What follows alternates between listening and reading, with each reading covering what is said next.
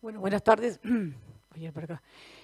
Ahora voy a presentar la conferencia inaugural, digamos, de este evento, ¿sí? Que va a estar a cargo de la doctora Laura Rueda. Ella es española, de Barcelona, es una excelente profesional y además una amiga de la casa. Es doctora en biología molecular, es máster, PhD, la jefa del Departamento de Biología y Genética Molecular del laboratorio SINGLAB, que es el líder europeo en diagnóstico de análisis clínicos.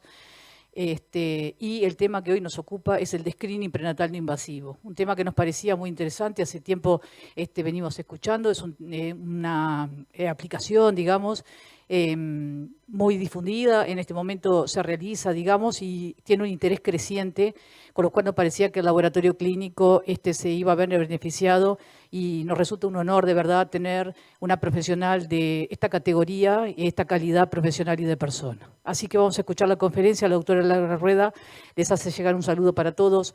Por la diferencia horaria, digo, en este momento son 5 horas más en España y entonces no va a formar parte en el vivo, pero sí saber que las preguntas, las dudas, las consultas o los comentarios que quieran hacer, lo vamos a tomar, digamos, para hacérselos saber y tenemos la posibilidad de tener un feedback a partir de este momento con ellos, ¿sí?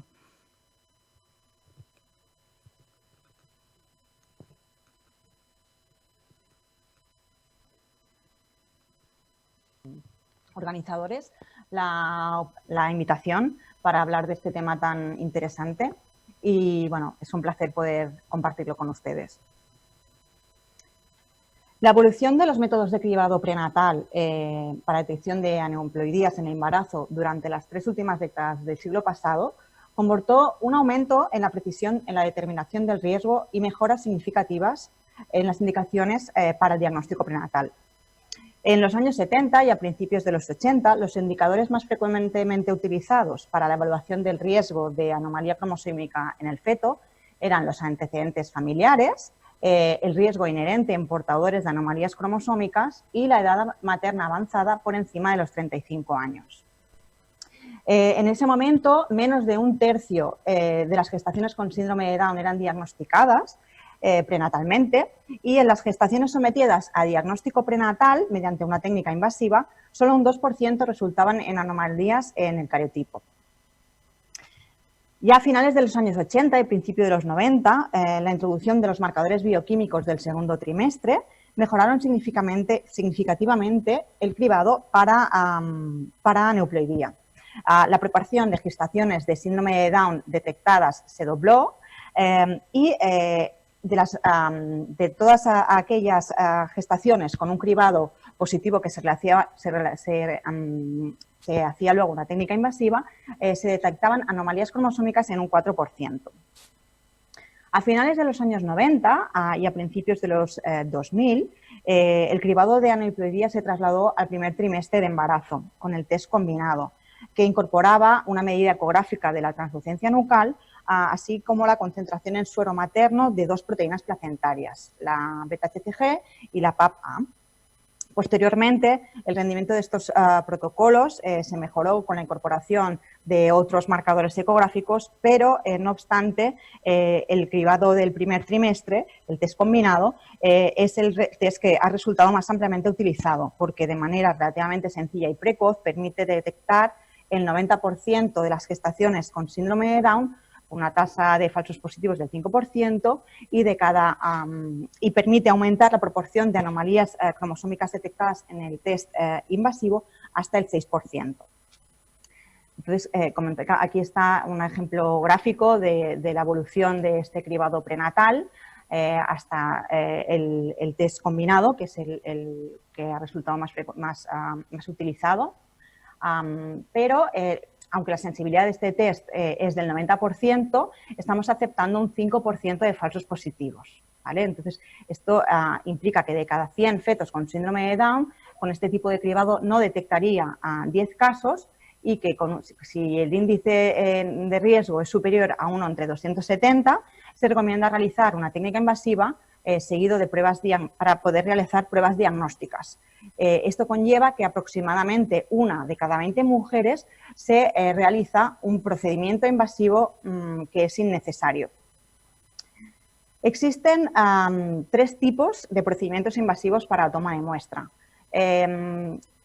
Uno de ellos es la biopsia de vellosidades coriales, que lo que hace es toma muestra de células de la placenta. Se realiza normalmente en el primer trimestre de gestación, alrededor de las 12 semanas de gestación, y tiene un riesgo de pérdida fetal entre el 1,5 y el 3%. Es un poco en función de si se realiza vía transabdominal o vía transcervical. La amniocentesis es la técnica invasiva más frecuente y es la que tiene menor tasa de pérdida fetal. Depende un poco, varía un poco en función también de la experiencia del operador y requiere toma de muestra de líquido amniótico mediante punción abdominal y se realiza a partir de la semana 15 de gestación. Y por último, la técnica menos utilizada es la cordocentesis, que conlleva a la toma de sangre fetal obtenida mediante punción del cordón umbilical de manera ecoguiada. Se puede realizar a partir de la semana 19 de gestación y tiene una tasa de pérdida fetal cercana al 2%.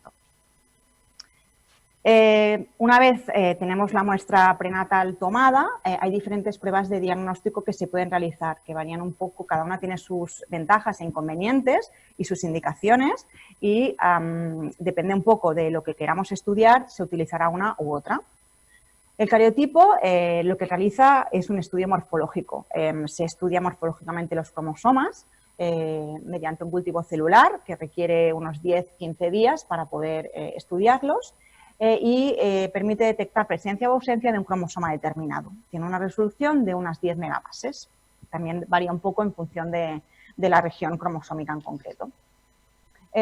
Posteriormente se desarrolló la QF-PCR, que es la PCR fluorescente cuantitativa, que tiene la ventaja que permite un diagnóstico rápido de anomalías cromosómicas numéricas en los cromosomas 13, 18 y 21 en muy pocas horas. Entonces, su rapidez permite descartar rápidamente la ansiedad materna en una señora que se ha realizado una técnica invasiva y descarta el 95% de las anomalías cromosómicas más frecuentes en recién nacidos. Otra técnica que también forma parte de las pruebas de diagnóstico es la FISH. La FISH también utiliza hibridación fluorescente para detectar anomalías cromosómicas numéricas en los cromosomas 21, 18, 13, X e Y, mediante el marcaje, en este caso, de ADN con sondas fluorescentes. Sí que es cierto que con el posterior desarrollo de la QC-PCR, como la FISH tarda unos 2-3 días, la QC-PCR es bastante más rápida, entonces ha quedado un poco descartada a nivel para la detección rápida de anomalías cromosómicas. Y por último, también tenemos la prueba de la raíz GH o cariotipo molecular, que permite la detección de alteraciones genéticas y cromosómicas responsables de más de 100 síndromes congénitos que pueden cursar con presencia de malformaciones o retraso mental con diferentes grados de afectación. Se estudia el genoma completo, como en el cariotipo, pero con una resolución de una mega. Y puede incluso llegar a más en determinadas regiones específicas implicadas en defectos congénitos. El resultado está disponible en 7 días, ya que no es necesario realizar un cultivo de los cromosomas, un cultivo celular para estudiar los cromosomas. A pesar de disponer de un cribado cada vez más preciso, el diagnóstico prenatal requiere el análisis de material genético fetal obtenido mediante procesos invasivos. Y la asociación de estos procesos invasivos con el riesgo de pérdida fetal, aunque sea con una frecuencia mínima, ha estimulado la búsqueda de alternativas no invasivas para poder obtener este material fetal. Y ahí entran las técnicas no invasivas. En un principio, la búsqueda de otra alternativa para obtener este material fetal se limitaba a la utilización de células fetales en canal endocervical o en sangre materna. Lo que ocurre es que como es muy difícil, se vio que era muy difícil aislarla y que realmente eran muy escasas en la circulación materna, a pesar de que se hizo muchos procesos de investigación para ver si realmente eran utilizables, se descartó su utilización para el propósito que se quería. Entonces, desde los años 40 ya se tiene constancia de la existencia de ADN extracelular en el plasma humano y, de hecho, en los años 90 se demostró que en algunos pacientes con cáncer una proporción de este ADN extracelular era originario de células tumorales. Entonces, en el año 97, el grupo de Denis Law, que de hecho ellos también estaban trabajando en cáncer, se plantearon si de igual manera que en un paciente oncológico se estaba detectando o se podía detectar DNA tumoral en el plasma de este paciente, por analogía con una gestación, bueno, que había la posibilidad de detectar DNA fetal en el plasma de la mujer gestante. Y así fue como demostraron por primera vez la presencia de ADN, en el año 97, la presencia de ADN fetal libre en plasma de mujeres embarazadas de fetos masculinos, mediante la detección de secuencias del cromosoma Y, que obviamente si detectábamos cromosoma Y en una mujer, no podía ser para nada de ella, tenía que ser obligatoriamente de origen fetal. De todo el ADN libre que hay en la circulación materna de una señora embarazada, el ADN materno, tenemos el ADN materno y el ADN fetal. Entonces, el ADN materno proviene básicamente del sistema hematopoyético de la madre, mientras que la principal fuente de ADN fetal libre es la placenta. La implicación de la placenta en la liberación de dicho ADN fetal queda evidenciada por diferentes hechos y concretamente viene de las células del citotrofoblasto y está ligado con procesos de apoptosis de estas células que liberan este DNA en la circulación materna. Y ello tiene sentido que esté asociado en determinadas patologías, estén asociadas con aumento de la cantidad de DNA fetal que se encuentra en plasma materno, como preeclampsia, parto prematuro o incluso trisomía 21, y en cambio su disminución esté asociado con otras, como por ejemplo la trisomía 18. Ahora les voy a hablar un poquito sobre las características de este DNA libre fetal en plasma. El ADN fetal libre consiste predominantemente de fragmentos cortos, mayoritariamente en el 80% de su proporción son fragmentos inferiores a 200 pares de bases, predominantemente de menos de 150. Y es interesante recalcar que el DNA fetal es más corto que el materno en proporción. Obviamente no todo el que está por debajo de 200 es fetal puramente ni por encima es materno, pero sí que mayoritariamente el fetal es más corto y el materno es más largo. Se considera que de media representa un 10% del total de ADN libre en la circulación, de la circulación materna. Se puede detectar, se ha descrito incluso desde la 4ª semana de gestación, pero se considera que es detectable a partir de la 7ª semana de gestación y a partir de la 10ª semana normalmente en general su proporción es mayor al 4% y esta concentración va aumentando a medida que progresa la gestación. De igual manera, es eliminado rápidamente tras el parto, tiene una vida media de unos 16 minutos y esto es interesante, es un dato interesante porque esto puede permitir utilizarlo en diferentes gestaciones y que no haya interferencia de un DNA fetal de una gestación anterior. Su cuantificación, la cuantificación de este DNA libre, es una métrica de calidad básica de laboratorio requerida, aunque no todos los laboratorios la evalúan. Voy a avanzarme un poquito y explicarles el porqué de la importancia de esta fracción fetal. La fracción fetal, como hemos comentado, es el porcentaje de ADN libre procedente del feto respecto al total de ADN libre presente en la sangre materna. Y es importante porque cualquier prueba, me avanzo, de NIPT requiere un mínimo de fracción fetal para dar un resultado con precisión, obvio.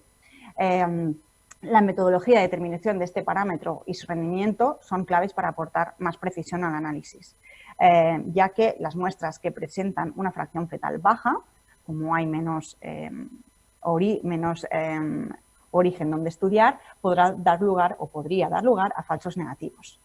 Hay toda una serie de factores que se ha visto que disminuyen la proporción de este ADN libre fetal en la circulación materna, como serían el peso materno elevado, la baja edad gestacional. Hemos comentado que a medida que aumenta la edad gestacional también aumenta la proporción, entonces a edad gestacionales bajas, en principio, encontraremos menor proporción de este.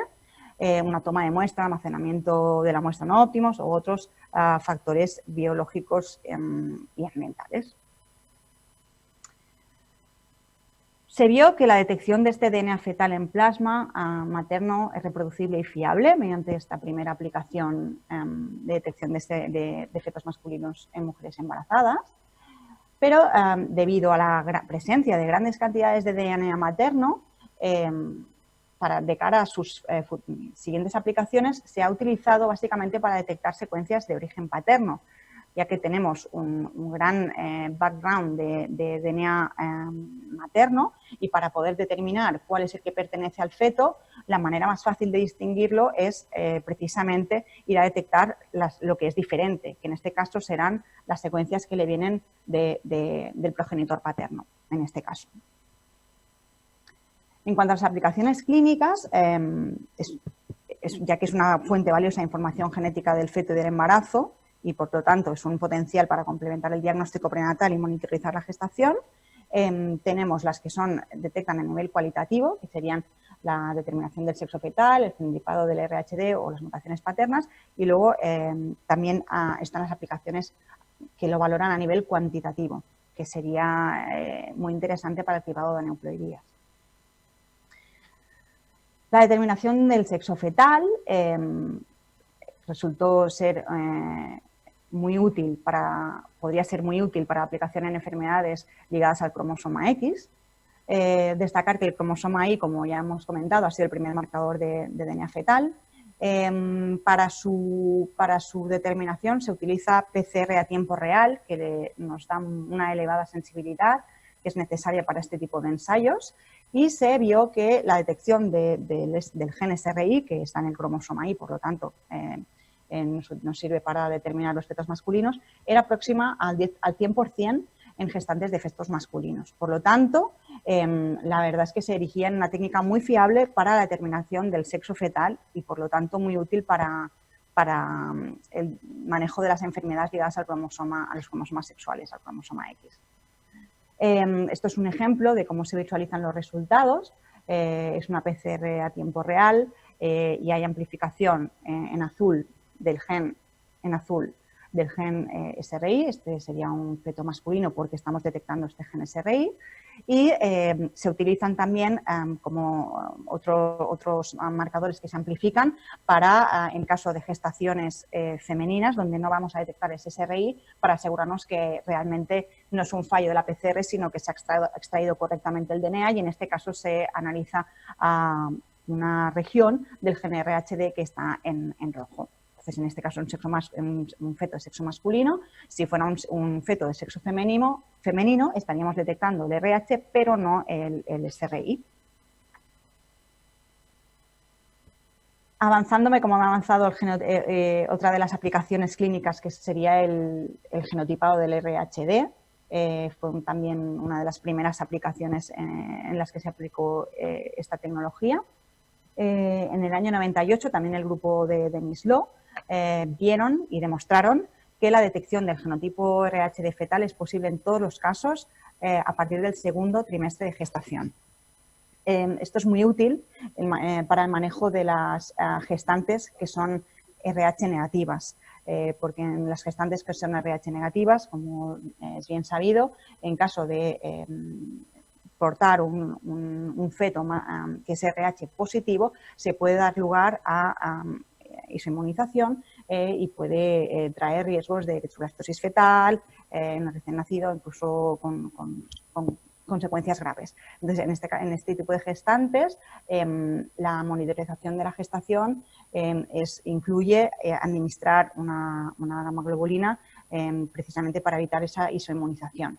Entonces, ¿qué ocurre? Pues que si pudiéramos saber si el feto, que esta señora que es RH positiva, si este feto es negativo, no sería necesario administrar esa gamma-globulina, evitando la administración de hemoderivados, aparte de que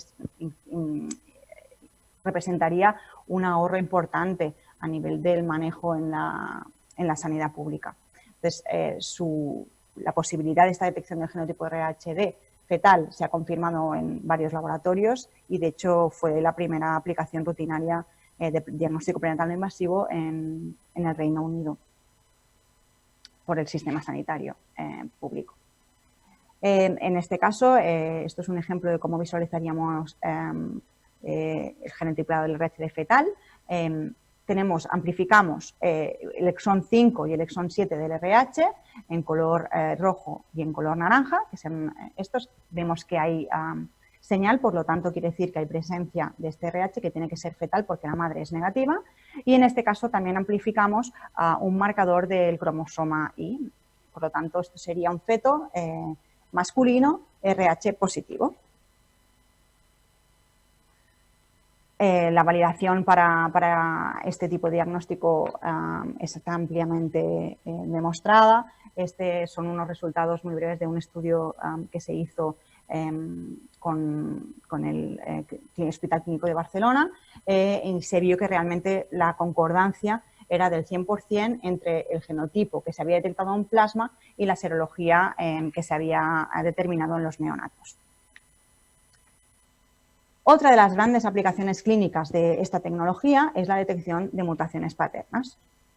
En este caso, en función de la mutación que el padre del cual él sea portador, distrofia miotónica, condroplasia, fibrosis quística, que tiene que ser de origen paterno. Entonces, si se determina en el plasma de la madre la presencia de una de estas mutaciones y conocidas de origen paterno, se podrá utilizar para diagnosticarlo en el feto.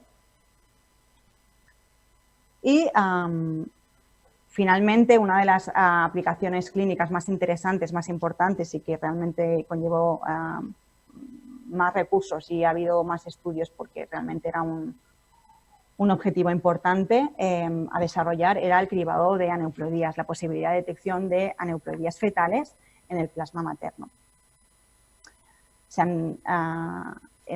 El tema es que en una muestra que es puramente fetal, como por ejemplo sería una biopsia de corion, si establecemos que una muestra normal tendrá, en el caso de estudio de trisomía 21, dos cromosomas 21 y una muestra con trisomía 21 tendrá 3 cromosomas. Por lo tanto, habrá un incremento del 50% en cuanto a la cantidad de DNA que pertenece al cromosoma 21. ¿Qué ocurre cuando tenemos una muestra que no es puramente fetal, como sería el DNA fetal en plasma materno, que además es muy minoritario? Esta proporción, que es tan fácil cuando una muestra es solo fetal del 50%, no es tan fácil de establecer, porque queda diluida. Entonces, en este caso, lo que correspondría en un caso de una media de una fracción fetal del 10%, lo que en una muestra puramente fetal supondría un aumento de secuencias o de DNA del cromosoma 21 del 50%, solo supondría un incremento del 5%. Es decir, lo que tendríamos que encontrar como 1,5 veces más es solo 1,05. Entonces, realmente es complicado de poderlo discriminar. Y ahí radica la dificultad del desarrollo de este tipo de aproximaciones.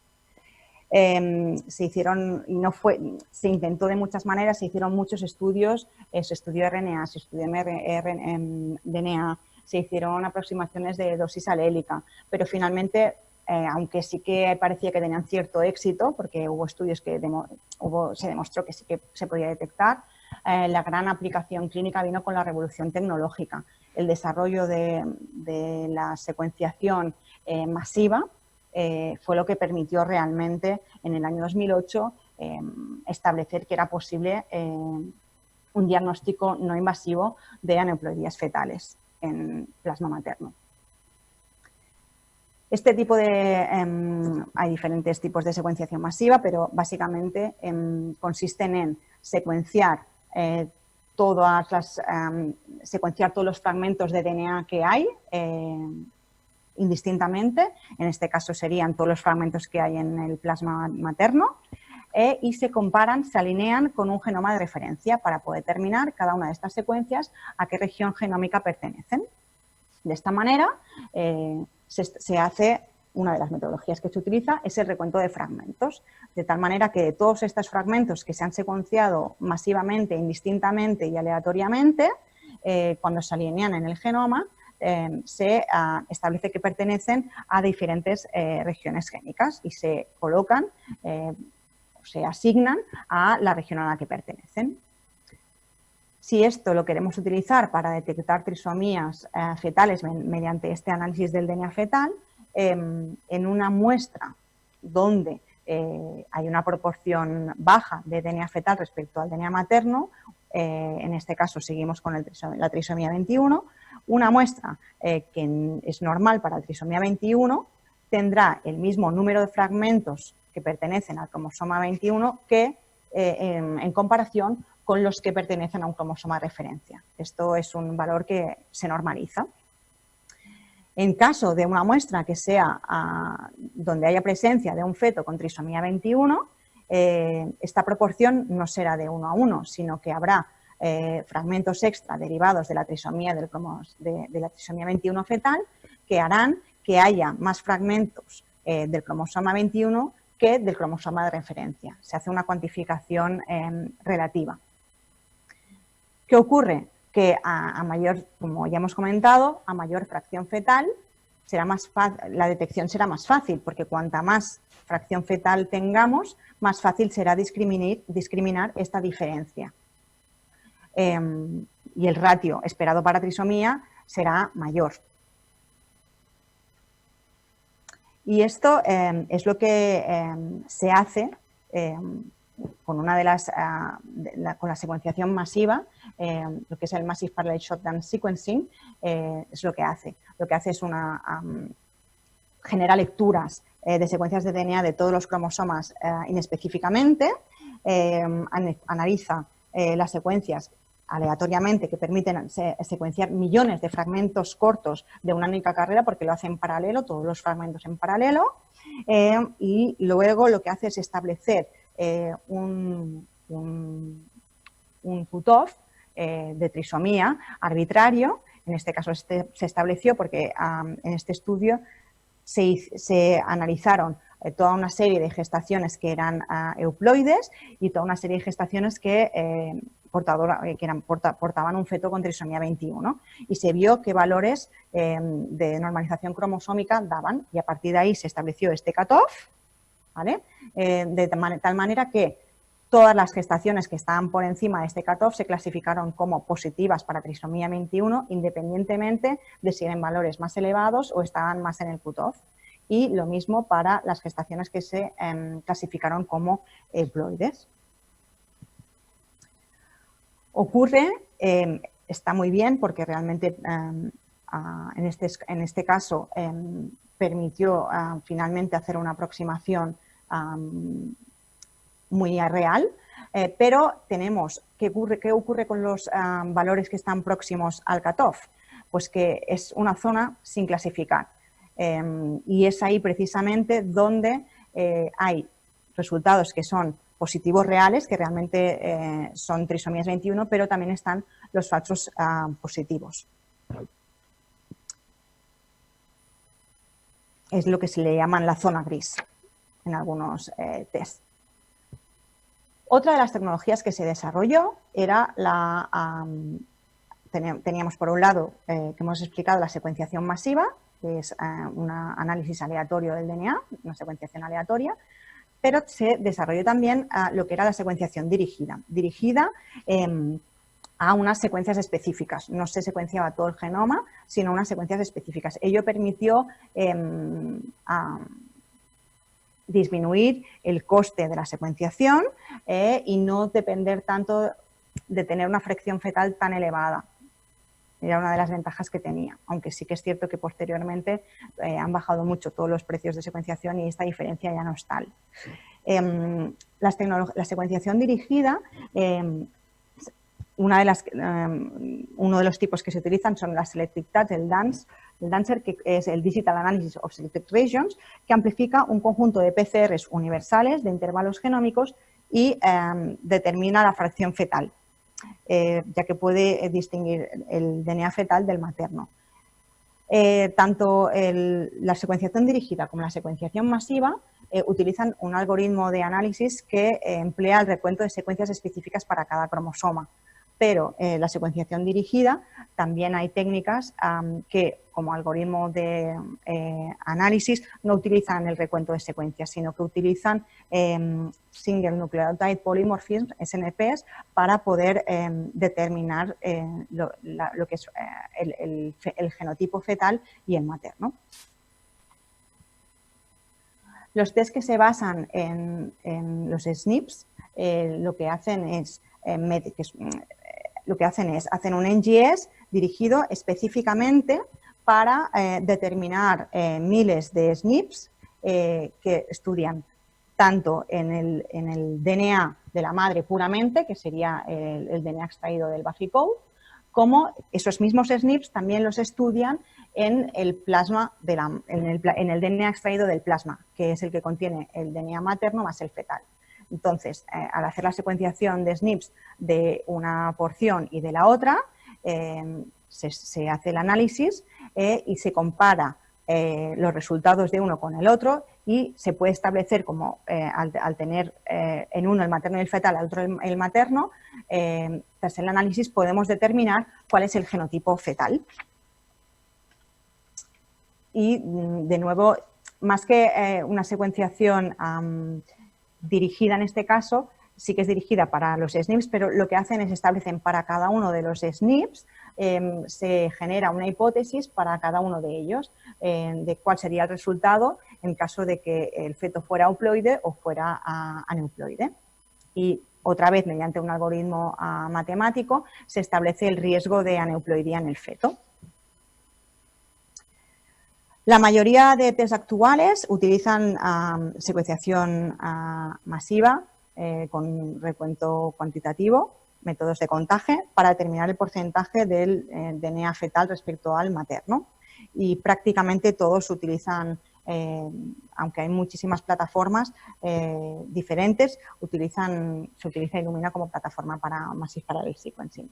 Y, de nuevo, pues lo que estamos comentando, a medida que cuanta más fracción fetal, más fácil es distinguir aneuploidía en el feto. En estas tecnologías de Whole Genome Sequencing, la sensibilidad de detección viene determinada por el número de counts útiles, de secuencias que estamos determinando y que son lo que llamamos la profundidad de secuenciación. Es el número de veces que tenemos representada una determinada secuencia en nuestro análisis. Y la especificidad aumenta con la fracción fetal, es decir, es más fácil discriminar. En esta gráfica tenemos la fracción fetal, y esto sería el valor, el normal chromosome value, el valor que obtenemos para cada una de las muestras. En este caso es para el cromosoma 21, y lo que vemos es que a medida que aumenta la fracción fetal es mucho más fácil, hay una linealidad y es más fácil discriminar entre una muestra euploide de una aneuploide. Y es por ello por lo que se estableció en ese momento el cutoff del 4% de fracción fetal para reportar los casos, para estar seguros de que realmente tenía un buen rendimiento nuestro test y para evitar los falsos, las tasas de fallo o los falsos positivos o negativos. Sin embargo, posteriormente también, siguiendo con la secuenciación de todo el genoma, se desarrolló la secuenciación PEREN. La secuenciación PEREN, con ella es una nueva metodología que incluye secuenciación bidireccional en lugar de unidireccional, que era lo que había habido hasta entonces. Ello, lo que hacemos con esta secuenciación bidireccional, al secuenciar por ambos extremos, se secuencian los fragmentos, pero al secuenciar por ambos extremos, permiten, por un lado, tener una mayor precisión de la secuencia que estamos analizando, una mayor precisión también de alineamiento con el genoma de referencia, y además, que es muy interesante, nos permite establecer el tamaño del fragmento. Entonces, ¿y por qué es importante este tamaño del fragmento? Pues por ello les enseño la distribución del tamaño de los fragmentos en el DNA, del DNA fetal y del DNA materno en el plasma materno. Al comparar la distribución de los fragmentos de ambos tipos de DNA, se vio que, ya habíamos comentado y ya se sabía, que el DNA fetal era más corto, mayoritariamente más corto que el DNA materno, pero se vio que había determinados picos, determinados fragmentos, concretamente de 143 pares de bases, que estaban presentes en el DNA fetal, pero no se encontraban en el DNA materno. Esto se comprobó en el laboratorio, se analizó la distribución del tamaño de los fragmentos en un número determinado de gestaciones, y lo que se vio es que esta distribución del tamaño no variaba y era independiente de la edad gestacional, de la fracción fetal y de todos los otros parámetros que pudieran de alguna manera posible o que tuvieran posibilidad de alterarlo. Era igual para todos. La secuenciación bidireccional, además, este nuevo método utilizaba una nueva metodología de análisis, mientras que en la metodología estándar se utilizan estadísticas de contaje para determinar si se han asignado más lecturas de las esperadas para el cromosoma de interés, pero teniendo en cuenta conjuntamente el DNA fetal y el materno, por lo que comentamos que es más difícil discriminarlo y necesitamos siempre tener más fracción fetal para poder tener una resolución más elevada. Con la nueva metodología, como sabíamos el tamaño de los fragmentos, este análisis lo podíamos centrar solo en los fragmentos cortos. De esta manera podíamos potenciar la resolución mejorando la estadística de recuento. Y se utilizaba un algoritmo de análisis que incorporaba la fracción fetal, el contaje de las secuencias de los fragmentos y también la estadística del tamaño de los fragmentos para establecer un valor final, que ya no era el Normal Chromosome Value, el Z-score o NCV, sino que era el T-score, el Trisomy score. Ello permitía aumentar la especificidad y dar resultados fiables incluso a bajas fracciones fetales. Entonces, pasábamos de la metodología estándar, que como habíamos comentado, a mayor fracción fetal, mejor se discriminaban a un feto aneuploide de un no euploide, y en estos casos incluso podemos ver, en este caso son los valores para el cromosoma 18, que muestras con una trisómica y una normal podían incluso tener valores similares o muy parecidos del NCV.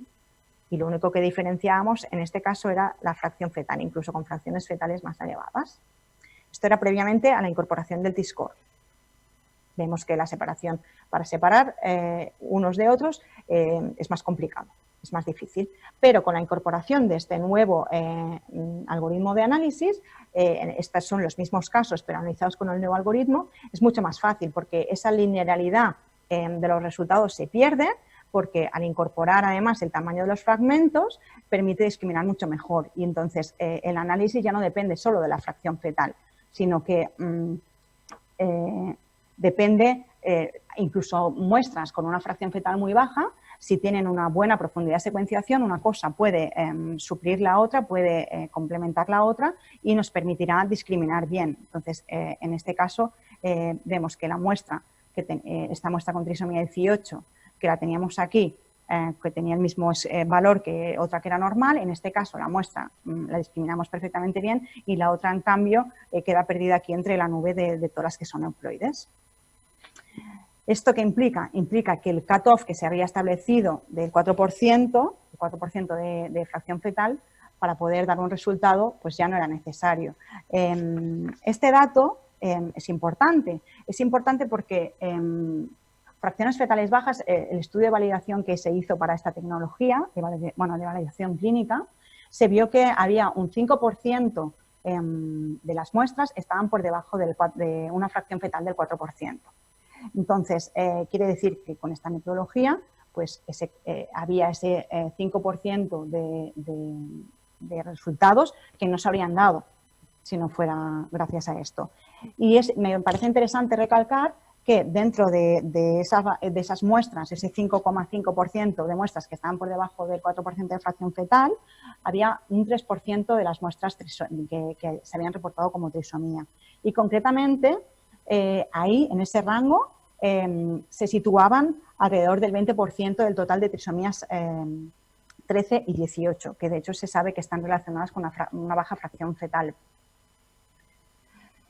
Y esto está relacionado también con la tasa de fallo. Se sabe que hay 3 motivos básicos por el cual un test de DNA fetal pueda fallar. Uno son motivos preanalíticos, porque haya una incidencia en la extracción de sangre, porque el transporte sea incorrecto, haya un volumen inferior del que es necesario para la muestra, que la muestra venga hemorizada, que la muestra haya llegado y haya excedido el plazo de estabilidad de la muestra.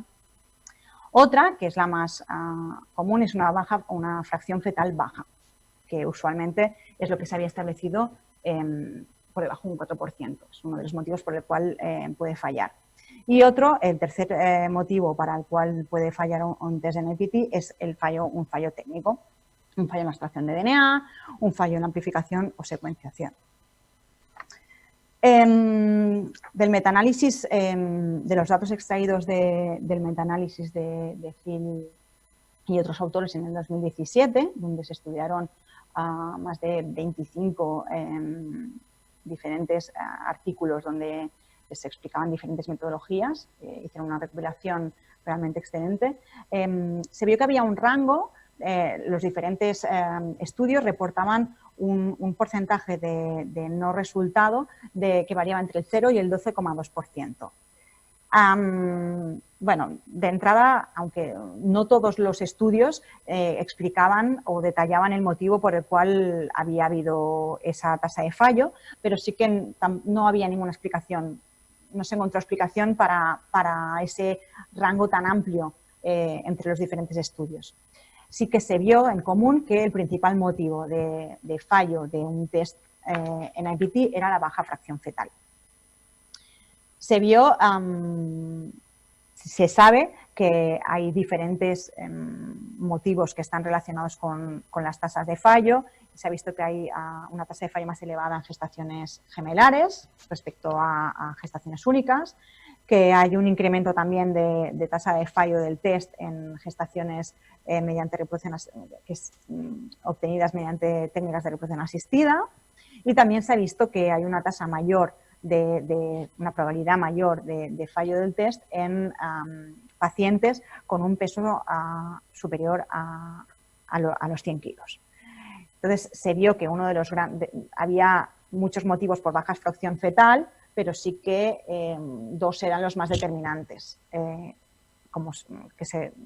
es lo que se vio en el metaanálisis de Hill, y eran la obesidad materna y una placenta pequeña. Y de hecho, esto está relacionado con la baja fracción fetal en la trisomía 13 y la trisomía 18. Aparte de la tasa de fallo de un test NIPT, hay otras cosas a tener en cuenta y que son interesantes cuando estamos hablando de esta tecnología, y una de ellas que me parece muy importante es cuando hay discrepancias de los test de DNA fetal respecto al genotipo fetal. Hay que tener en cuenta que, como hemos explicado, el origen de ese DNA fetal en plasma materno es el citotrofoblasto, la placenta libera el DNA fetal a la circulación materna y proviene de ahí. Entonces, ¿qué ocurre? Ocurre que la presencia de mosaicismos fetales, donde la dotación de las células de la placenta sea diferente de las fetos, que haya células que sean disómicas y células trisómicas, pues pueden dar lugar a estas discrepancias. De mosaicismos fetales están clasificados en diferentes tipos. Puede haber mosaicismo generalizado, y uno de los mosaicismos, el mosaicismo tipo 1 tipo 2, que son los confinados a placenta, en que la placenta tiene presencia de células trisómicas, pero en cambio el feto es sano. ¿vale? Esto puede ser debido a la alta tasa de división mitótica en las células placentarias, que hay un error y entonces origina este tipo de mosaicos. Este tipo de mosaicos son los que están más relacionados con los falsos positivos de NIPT, porque el de NIPT sale con riesgo de aneuploidía y luego cuando se analiza el feto se ve que el feto es sano. Este es uno de los motivos por el cual puede suceder esto. Otro de las discrepancias que encontramos entre el DNA fetal y los resultados de DNA fetal y el genotipo fetal sería otra vez el mosaicismo fetal, pero en este caso la situación contraria a la que acabamos de hablar. Es cuando el feto realmente es mosaico y tiene presencia de trisomía, pero en cambio la placenta, las células de la placenta son todas disómicas. Esto sería lo que está clasificado como mosaicismo tipo 5 y son los que darían lugar a un resultado falso negativo. La frecuencia es bastante baja, realmente baja, de 1 cada 20.000 casos y de hecho está bastante en concordancia con los resultados que se están observando conforme se van analizando más test en cuanto a falsos negativos. Otro de los motivos que pueden dar discrepancias de genotipo fetal con los resultados de NIPT son la presencia de gemelos evanescentes.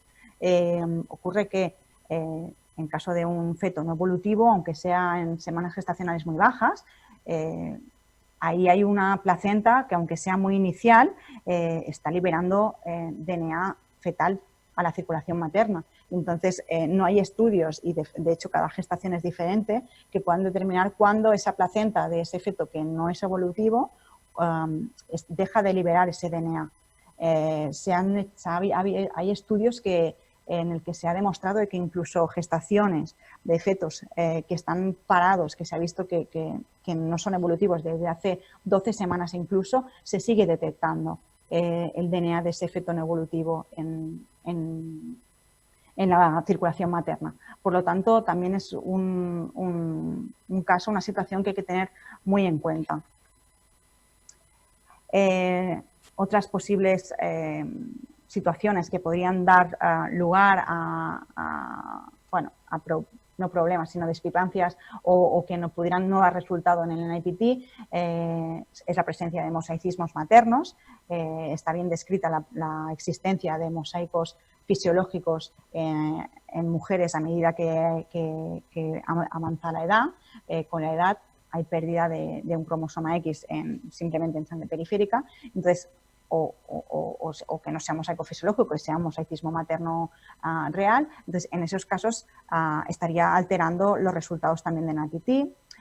La presencia de anomalías cromosómicas maternas, en caso de que se haya realizado una transfusión sanguínea a la madre, lógicamente también es DNA que formará parte del DNA presente en la circulación materna, trasplante, radioterapia, inmunoterapia, y también los procesos oncológicos, o bien sean conocidos o incluso a veces se encuentran resultados que son anormales en NIPT, que son producidos o son debidos hay diferentes estudios que no acaban de estar seguidos del todo, pero se habla sobre cuando hay presencia de múltiples aneuploidías, que es algo realmente raro y que no es compatible con un genotipo fetal, están relacionadas sobre un 15% con enfermedad metastásica materna oculta.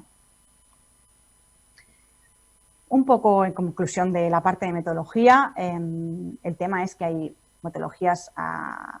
muchas metodologías diferentes, cada una con sus particularidades, cada una tiene sus ventajas y sus inconvenientes. Algunas todas más o menos se pueden realizar a partir de la semana 10 de gestación, algunas incluso a partir de las 9 semanas están válidas para ello. Los plazos de entrega también son variables en función del tiempo que requiera el procesamiento de las muestras y su análisis. Las tecnologías de análisis, como ya he comentado, también varían, las plataformas también, obviamente, se puede hacer NGS, por whole genome sequencing PEREN, por whole genome sequencing masiva unidireccional. También teníamos la NGS dirigida, la secuenciación dirigida utilizando los SNPs. También hay secuenciación dirigida, pero que mezcla SNPs y que como plataforma utiliza los arrays. Son variadas las tecnologías. Algunas cuantifican DNA fetal, se centran solo en DNA fetal, otras no. Unas realizan PCR, lo cual, bueno, podría eventualmente introducir un cierto nivel de variación o de error. Otras van sin. Bueno, presentan el límite de fracción fetal, que también, como os he comentado, es interesante. Es interesante también la determinación de las pruebas sin resultado por el failure rate que comentamos, porque son pacientes que quedan sin resultado. Algunas se pueden realizar la mayoría se pueden ya realizar en gestación gemelar y también es importante, debido al alto volumen de gestaciones mediante FIP, saber si son aptas para realizarlas en gestaciones debido de donación, que vienen de donación de óvulos, y también tener en cuenta si se puede detectar o si en caso de gemelo evanescente. Las condiciones que analizan también son variadas. Todas analizan las aneuploidías más comunes, 13, 18, 21, y algunas incorporan también, la mayoría, sexo fetal, aneuploidías de los cromosomas sexuales y triploidía, algunas también, y se están ampliando, se está valorando, aunque es algo de los últimos años que aún se está viendo si a nivel clínico está indicado o no, de estudiar todo el cromosoma, microdeleciones y ampliar el estudio a otras condiciones.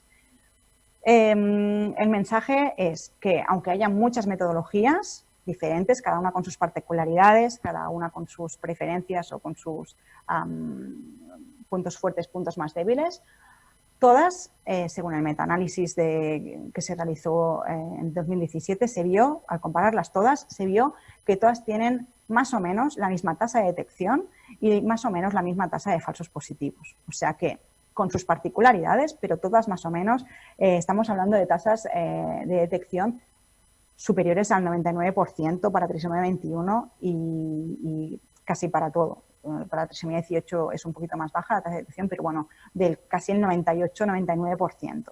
Y con una tasa de falsos positivos acumulada entre todas que ronda el 0,1%, que realmente es muy bajo. Pero, como ya hemos explicado, que el DNA fetal no siempre refleja el genotipo fetal, por motivos que también hemos explicado, mosaicismo placentario, materno, gemelo evanescente, hay una serie de condiciones que podrían no reflejarlo.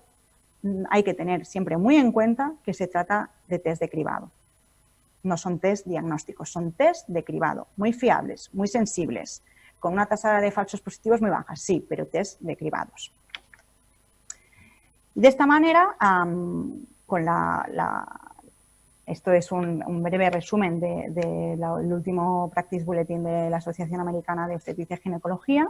Como bien reflejan aquí, las características, ventajas, desventajas de todos los test de cribado para anomalías cromosómicas, se destaca la determinación o el screening mediante DNA fetal libre como la que tiene la mayor tasa de detección y que se puede realizar a cualquier edad gestacional después de las 9 semanas y que es la que tiene la tasa más baja de falsos positivos. Volviendo al gráfico que enseñaba al principio de la evolución del cribado prenatal, incorporamos el análisis del DNA fetal pasando a una tasa a una sensibilidad del 99% y pasando de una tasa de falsos positivos con el cribado del primer trimestre que teníamos el 5% a una tasa inferior al 0,1%. Por lo tanto, realmente está para quedarse y se postula como un gran avance. Tan gran avance que desde que se incorporó se empezaron a comercializar los primeros test de NIPT en 2011. Esto es una muestra muy pequeña, pero es significativa de ver simplemente que a raíz de la incorporación de los test no invasivos, disminuyeron brutalmente el número de procedimientos invasivos realizados. Y seguramente si pudiéramos revisarlo hasta ahora, irán disminuyendo, sobre todo los que son por ansiedad. Y de hecho, esto también es una breve revisión de la validación clínica, de una validación clínica en concreto del PEREN, vemos que realmente la mayor parte de las pacientes que se someten a un cribado no invasivo vienen por ansiedad materna, que de hecho son todos los procesos invasivos que se hacían anteriormente por ansiedad materna, pues ahora ya no hacen procedimiento invasivo evitando el riesgo de pérdida fetal y han pasado a realizar este tipo de test. Esto conlleva, si miramos un poco la visión a nivel global, se tiene que valorar cómo se han implementado estos test en la sanidad, en el acceso a los pacientes. Entonces, hay mucha variabilidad aún a nivel mundial. Sí que es cierto que la mayoría de test que se ofrecen en los diferentes países son de carácter privado. Se está valorando, y hay diferentes países que están valorando, están haciendo estudios de coste-efectividad para poder introducirlos en la sanidad pública, porque están valorando realmente si el hecho de introducirlo podría disminuir el número de amniocentesis realizadas con el correspondiente ahorro de los presupuestos y aparte del ahorro personal de la señora de no tener que realizar un test invasivo, obviamente. Entonces, bueno, hay diferentes propuestas. Hay países que lo están ofreciendo, hacen el cribado del primer trimestre y entonces en función del riesgo establecen unos rangos y a partir de ahí, depende del rango, ofrecen la alternativa, ofrecen bien directamente si es un riesgo muy alto, realizar un procedimiento invasivo, si es un riesgo intermedio, que se está estableciendo más o menos alrededor de 1.250, 1.000, dan la opción de bien realizar un test invasivo o realizar un no invasivo. Y si sale sin riesgo, pues ahí se acaba el seguimiento y luego el riesgo elevado. Entonces, bueno, las aproximaciones son diferentes, se está valorando, se están haciendo estudios clínicos. Hay países como en Bélgica, por ejemplo, que ya lo han incorporado, lo están ofreciendo a todas las pacientes independientemente del riesgo base que tengan y no hacen cribado del primer trimestre. Bueno, se está todo valorando. También el tema del pago, hay algunos que lo están empezando a incluir en las gestaciones de alto riesgo y hay otras que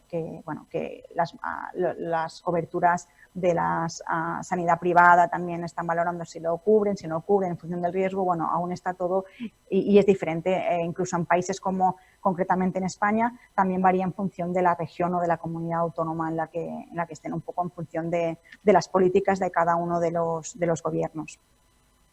Esto era Europa, esto es un poco, bueno, también a nivel mundial, hay algunos que lo cubre a nivel regional, otros que no lo cubre la sanidad pública, sino que es también a coste, lo tiene que pagar la señora a nivel privado y en Estados Unidos también un poco la situación.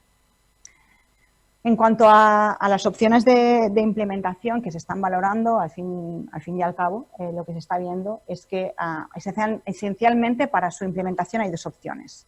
Implementación a nivel de un sistema público de sanidad. O bien un cribado de rutina a toda la población, o bien la segunda posibilidad, que es realizar un cribado contingente, que es lo que comentaba, en base al resultado del cribado de primera línea con otro método y preferiblemente el cribado del primer trimestre. Entonces, en el caso de inclinarse por la segunda opción, lo que permite es tener una tasa mucho más alta al combinar el cribado del primer trimestre con el no invasivo, permite aumentar mucho las tasas de detección y disminuir mucho la tasa de procedimientos invasivos. Entonces, obviamente, económicamente es mucho más barato que la primera opción. Esto es un poco, aquí muestro un poco la distribución de las aneuploidías más comunes en recién nacidos. Entonces, bueno, recién nacidos en la gestación, que se encuentran en la gestación. Entonces, vemos que con el cribado de DNA fetal en plasma podemos cribar o podemos determinar o estudiar sobre el 83% de todas las aneuploidías, de todas las anomalías cromosómicas. ¿Qué ocurre con este 17% que queda? Bueno, pues son otras y sería interesante entonces valorar hasta qué punto valdría la pena también realizar el cribado de ellas o no, porque es un 17%.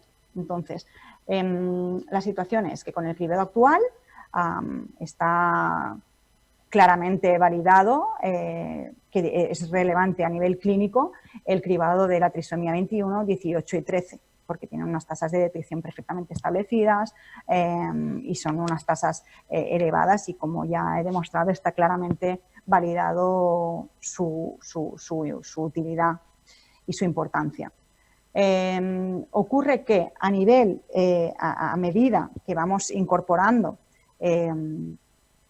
más condiciones al estudio, no nos limitamos solo a 21, 18 y 13, sino que ya incluimos también el estudio de aneuploidías de los cromosomas sexuales, o incluso ya nos vamos a otros, tipo CNVs, microdeleciones varias, o aneuploidías de los otros cromosomas autosómicos, aneuploidías raras. Ocurre que no siempre cuanto más estudies mejor, ¿vale? Porque, por ejemplo, solo al ver los valores de sensibilidad y de detección, cuando no es el mismo si estamos estudiando solo 21, 13 y 18, que cuando ya incorporamos aneuploidías de los sexuales, que además a nivel clínico, bueno, habría que valorar hasta qué punto, qué implicaciones podría tener, porque el fenotipo no son fenotipos tan claros, son fenotipos más leves, aumenta la tasa de fallo del test, también por los motivos que hemos explicado anteriormente. Por lo tanto, esto afecta directamente la tasa de detección, que disminuye, quizá disminuye del 99% o creo que está alrededor del 95% para aneuploidías de los cromosomas sexuales, pero también aumenta la tasa de falsos positivos. Entonces, bueno, hay que valorar muy bien en qué casos está indicado su cribado. Y si ya nos vamos como comentaba, a estudio de condiciones incluso que son mucho menos frecuentes, bueno, con una prevalencia mucho más baja implica un valor predictivo positivo mucho más bajo, un número mucho más elevado de tasa de falsos positivos y realmente hacen mucho más complicado, además, en caso de que salga un cribado positivo para estas condiciones, el consejo genético es mucho más complejo. Entonces, ahí hay que valorar un poco si el objetivo inicial o principal del desarrollo de los test no invasivos de la tecnología del DNA fetal en plasma era el poder reducir el número de procedimientos invasivos que se realizaba y además aumentar la tasa de detección, valorar si realmente compensa, porque el hecho de incorporar condiciones que son mucho menos prevalentes me van a hacer aumentar la tasa de falsos positivos. Entonces, finalmente, quizá para lo que yo había pensado o creía que sería bueno poder desarrollar esto, y es el punto fuerte, que es la alta tasa de detección y la baja tasa de falsos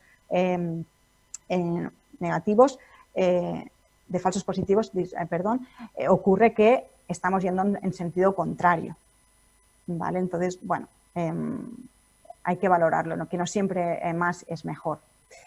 Entonces, en cuanto al ampliar los paneles para NIPT,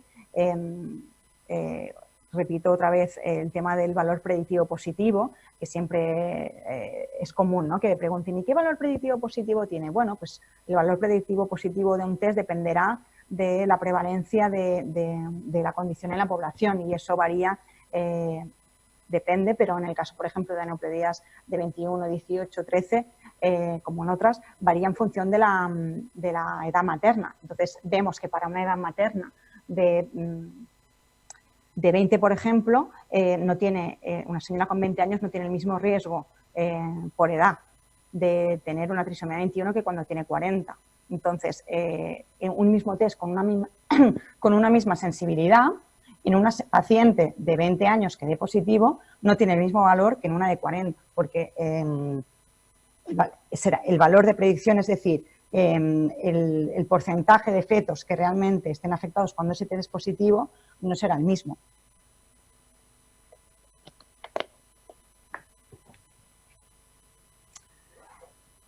Ocurre que si esto lo trasladamos, si sabemos que el valor predictivo de un test depende directamente a misma sensibilidad, a misma detection rate de un test, depende de la prevalencia de esa condición en la población, cuando vamos a estudiar condiciones como las microdeleciones que tienen una incidencia mucho más baja que una trisomía 21, por ejemplo, pues el caso se complica.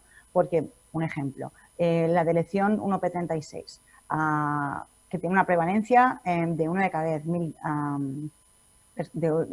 10.000 señoras, pues siguiendo los cálculos de los valores del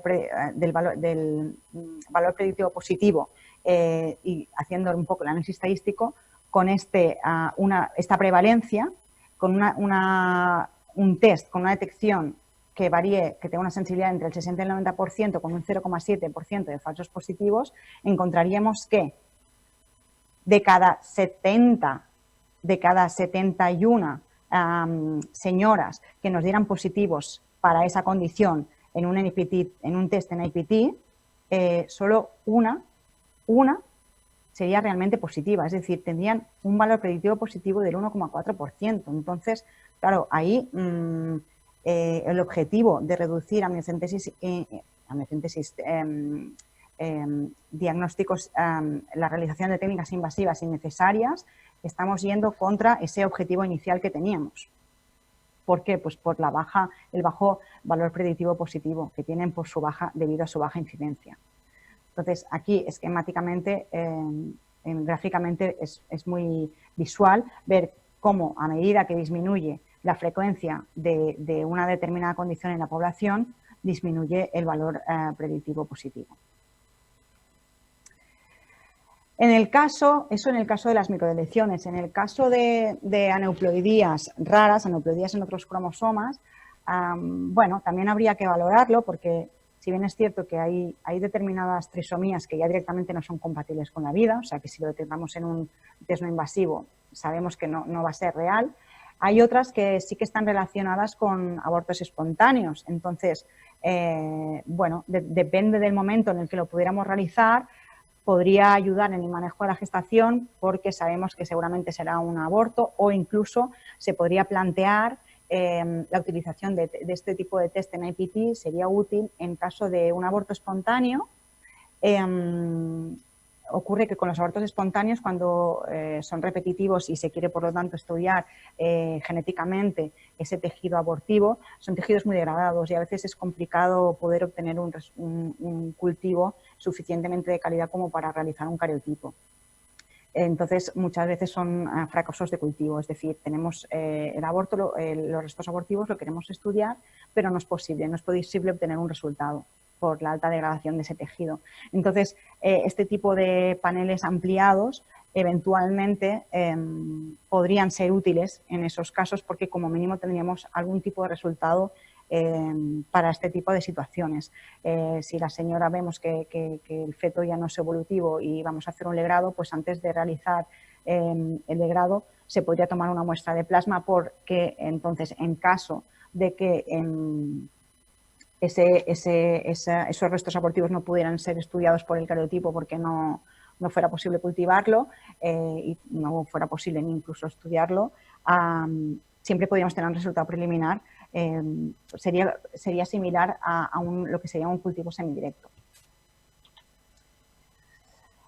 Al ver la frecuencia, estudiar las anomalías cromosómicas, la frecuencia de las anomalías cromosómicas en el segundo trimestre en función de la edad materna, vemos que sí que es cierto que, como hemos comentado, la trisomía 21, por ejemplo, la incidencia es claramente aumentada a medida que avanzamos la edad. Sobre todo a partir de los 35 años, el riesgo, la incidencia aumenta bastante. Y a partir de los 40, la mayoría de de condiciones también. Hay un riesgo por edad realmente, o sea que es real. Pero es curioso que así como para trisomía 21 es claro, en trisomía 18 también es bastante claro, sobre todo a partir de los 35 o 40 años, y para trisomía 13 también, aunque no todo es tan claro. En el caso de anomalías que detectaríamos mediante microarray, que serían las CNVs, no hay un incremento de riesgo a medida que avanza la edad. Es decir, una mujer de 40 años tiene el mismo riesgo de tener presencia de una CNV que una chica de 20. Entonces, y siempre nos focalizamos, ¿no?, en el síndrome de Down, y bueno, quizá una mujer de 20 años puede pensar o plantearse realizar un test no invasivo por el riesgo de síndrome de Down, pero es que realmente por edad tiene más riesgo de tener una CNV que no un síndrome de Down. Entonces, bueno, siempre es importante por eso valorar siempre cada caso individualmente, con la historia clínica, con los riesgos reales, y pensar muy bien cuál es el test o qué es lo que queremos estudiar para ver cuál es la mejor opción. Porque los test de cribado, por muy eficientes que sean, que están demostrado que para trisomía 21 sobre todo, ya lo hemos comentado, son muy eficientes, no dejan de ser test de cribado. Entonces, bueno, siempre hay que valorar eventualmente, pues en según qué casos, si lo que estamos estudiando con un test no invasivo no es suficiente, o si habría que inclinarse por un diagnóstico prenatal. Entonces, bueno, es un poco esto, ¿no? El siempre valorar y poner como en una balanza los riesgos que tenemos previos y tener en cuenta qué es lo que merece más la pena, porque si correr el riesgo de un procedimiento invasivo o no. Y en caso de realizar un procedimiento invasivo, pues considerar si realizar, de ahí viene, ¿no?, lo de realizar el array como primera línea en el diagnóstico prenatal, porque quizá lo que veríamos con un array que salían las CNVs, el riesgo es constante independientemente de la edad materna, y en cambio si lo estamos valorando por un riesgo por edad materna, pues entonces quizá habría que se podría aprovechar la aproximación del no invasivo. Entonces siempre es un poco valorar cada caso en particular con toda la información disponible y aprovecharnos de las ventajas de cada uno de los test y de las particularidades de cada uno de ellos, en función de lo que queramos o de lo que deseemos realmente averiguar o concluir. Para acabar, solo quería hacer un pequeño resumen de las recomendaciones de la Sociedad Americana de Obstetricia y Ginecología junto con la SGMF. Hace muy poquito, ahora en octubre de este año, hicieron una actualización de su último Practice Bulletin, con actualización de los últimos datos recogidos. Ellos concluyen que en cuanto al cribado de DNA fetal libre en plasma, que estos test deben ser una opción para todas las gestantes, independientemente de la edad materna o de riesgo de anomalía cromosómica previa, independientemente también de si han realizado un diagnóstico preimplantacional previo. Que la paciente debe recibir un asesoramiento pretest por parte de su médico que le explique en qué consiste el test, cuáles son las limitaciones, cuáles son los datos de rendimiento y todas las particularidades, para que realmente sepa qué es lo que está solicitando, qué es lo que se va a realizar, cuáles son las ventajas e inconvenientes de cada uno de ellos, qué limitaciones tienen, para poder tomar una decisión informada en relación a estos métodos de cribado y diagnóstico disponibles y, eventualmente, aceptarlos o bien rechazarlos, pero siempre con toda la información en sus manos.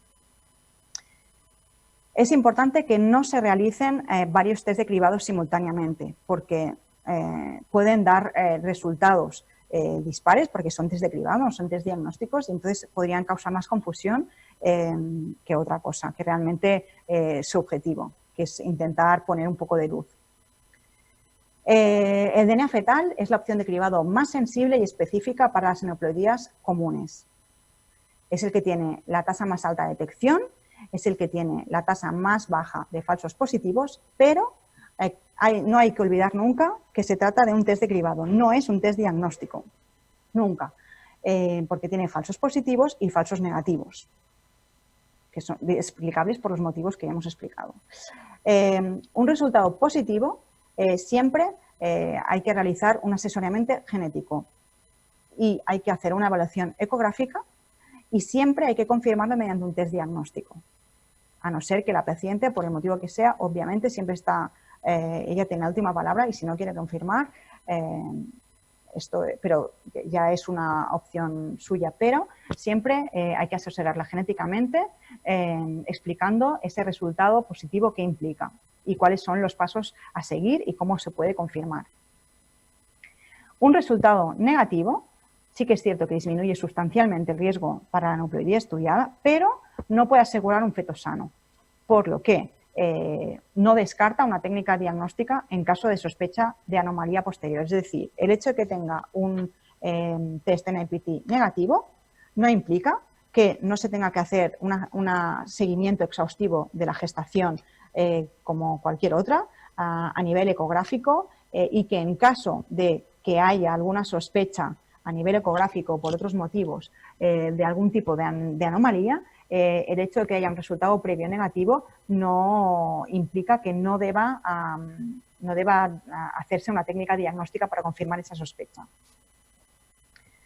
En caso de que el test no invasivo no pueda obtener resultado, se tiene que informar a la señora de que esto puede estar asociado con un riesgo más elevado de aneuploidía. Implica, por tanto, de nuevo, consejo genético, realizar una evaluación ecográfica exhaustiva y eventualmente ofrecer un test diagnóstico. También se puede considerar, en función del motivo del no resultado, se puede considerar repetir ese test no invasivo. La paciente debe recibir un asesoramiento post-test que le explique el resultado, independientemente de si es positivo, negativo o no resultado, pero tienen que recibir un asesoramiento post-test que le explique qué opciones tiene disponibles en función del resultado del test y que le dé la información respecto al posible riesgo residual. Siempre debe realizarse un seguimiento ecográfico en el segundo trimestre para evaluar la presencia de anomalías estructurales y valorar un test diagnóstico si es necesario, aún con un resultado negativo. La información relativa a edad gestacional, número de fetos, presencia de feto no evolutivo o gemelo evanescente, saco gestacional vacío, presencia de una anomalía fetal obvia, todo esto condiciona el asesoramiento en relación al riesgo, beneficios y limitaciones de las opciones de cribado. Por lo tanto, es importante que toda esta información sea comunicada. El cribado NIPT de DNA fetal puede realizarse en gestaciones gemelares. De entrada se sabe que todos los test de cribado en gestaciones gemelares no tienen la misma sensibilidad o la misma eficiencia que en una gestación única, pero sí que faltan obviamente más datos clínicos, pero de los datos que hay se ha visto que puede realizarse en gestaciones gemelares con bastante fiabilidad. Preferiblemente, este tipo de test deben incluir la determinación de la fracción fetal, por los motivos explicados a lo largo de la charla. Y la Asociación Americana de Obstetricia y Ginecología, en este boletín, nos recomiendan realizar los paneles expandidos para microdeleciones, otras aneuploidías raras o el genome-wide. ¿Por qué? Pues porque no han sido validados clínicamente, porque faltan datos que hagan referencia o que puedan determinar su precisión, la tasa de falsos positivos. Entonces, realmente aún faltaría poder realizar muchos más casos, que haya muchos más artículos, más estudios con casos clínicos reales. Lo que ocurre que como son condiciones que realmente tienen una frecuencia baja, pues va a ser complicado recopilar un número elevado de muestras para poder extraer todos estos datos, pero sí que a día de hoy no se recomienda por todo el motivo y irían en contra quizá del objetivo de minimizar el número de técnicas invasivas, pero sí que se está abierto obviamente bueno, un poco a la expectativa a ver en los próximos años estudios que puedan a ver qué resultados tenemos en las validaciones clínicas de este tipo de test, porque aunque es cierto que no se recomienda, la realidad es que se están realizando y hay pacientes y centros que realmente lo están reclamando. Espero que haya sido un poco, que esclarezca un poco todo el tema del desarrollo de todo el cribado no invasivo, y simplemente agradecer a SYNLAB, al Departamento de Biología Molecular, al doctor Chirigliano por su apoyo y, bueno, muchísimas gracias sobre todo a todos ustedes por su atención y por la invitación. Gracias. Buenas tardes. Ante todo quisiera agradecer. Se quedó lo del principio que no había salido, pero bueno, listo. Bueno, un tema la verdad que apasionante, creo que es una extrema revisión de todo lo que es la parte metodológica, una actualización del tema, una visión también del panorama a nivel de políticas de salud, sobre todo en los países de Europa. Acá, bueno, estos test prenatales no invasivos se empezaron a aplicar en el año 2011 y vieron que están profundamente vinculados con los desarrollos tecnológicos, ¿no? De hecho, van de la mano y han permitido llegar hasta el lugar del estado del arte que hoy tenemos. Quiere decir que el laboratorio va justamente a presenciar y va a asistir un poco a todos estos avances, los va a ir integrando dentro de lo que son las aplicaciones asistenciales, y nos parecía importante hoy traer este tema justamente para que las nuevas generaciones ya empiecen también a integrarlo dentro de lo que es el programa, ¿no? Y las aplicaciones, como les decía, desde el punto de vista asistencial que van a ver, ¿no? De acá en adelante. Yo creo que hoy vamos a dar por terminada la actividad. Creo que fue un día agotador, intenso, ¿no? Y me parece que en virtud de la hora, que nos hemos ido un poquito de tiempo y de todos los contenidos, digamos, lo mejor va a ser que hoy nos vayamos a hacer una decantación de todo lo que aprendimos, todas las cosas nuevas, y los estaremos esperando mañana entonces a las 8:30 para la segunda jornada de este congreso, ¿sí? Así que bueno, muchas gracias.